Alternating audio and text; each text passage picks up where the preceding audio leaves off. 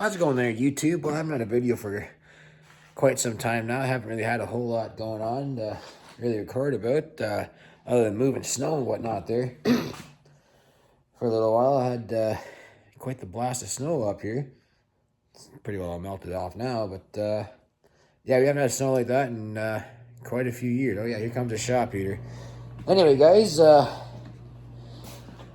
things have been not too bad up here. Got a bit of a tooth infection going on, so I'm on amoxicillin right now. So it seems like I'm talking a little bit funny. I kind of a bit of a swelled up cheek over here. So been at the dentist and we're gonna get that fixed up. But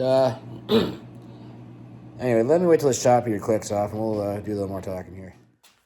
Alrighty, so now that we got some quiet in the shop here, me and Bennett were out to the Alma Farm Toy Show there last Sunday. That's always a pretty good show to go to, and I mean, it was packed.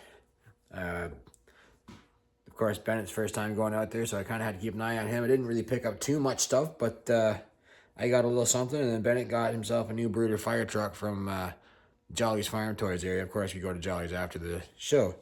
But I did pick up a last year's Toy Farmer tractor, so that way I've got the complete lineup.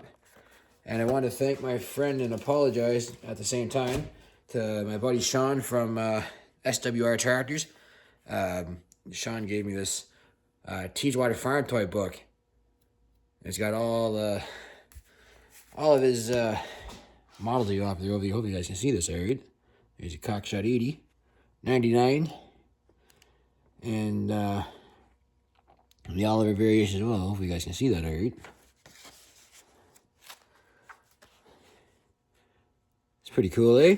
So thanks to Sean for that. And then I was going to do a little video for Sean there, but Bennett was heading towards the door and I wasn't sure where he's going to end up, so had to keep up with him. So about 3 rounds of the show, and I guess Bennett had about enough. But I don't know, he seemed to enjoy it all right, and of course I like going to next afterwards, so that was pretty good. I had intended on doing a video of the show for you guys. I was wanting to actually do a toy show video for a change.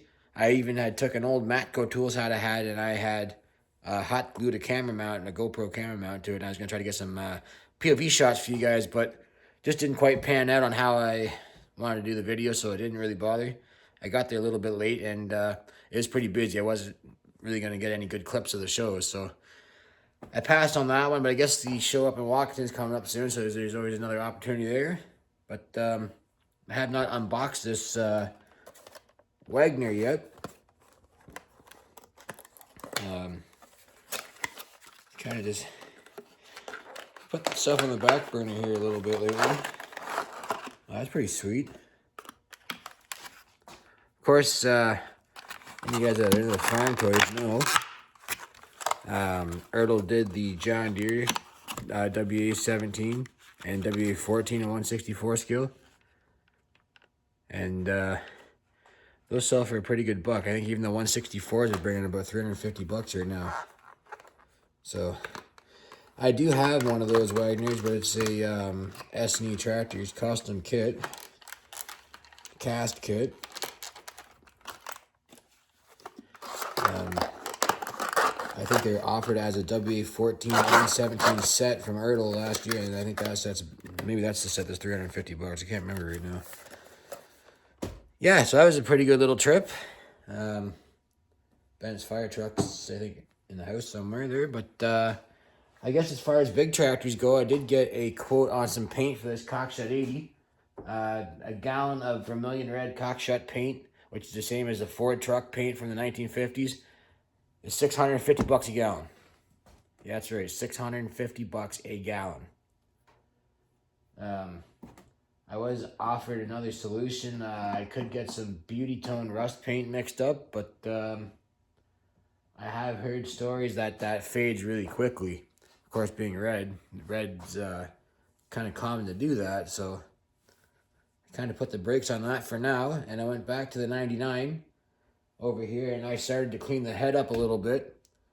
Also started to clean the block up and whatnot. I picked up a couple of these little rubber guys for doing the head and the block, because they won't gouge in and make any marks. So